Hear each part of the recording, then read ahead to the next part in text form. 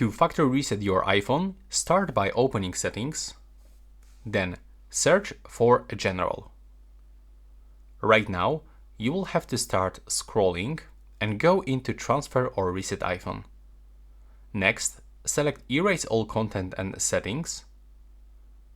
And right now you can find information of everything that will be removed from this iPhone. So all of your apps and data, your Apple account. Don't worry, you are not gonna delete this Apple account. You are just gonna sign out of this account.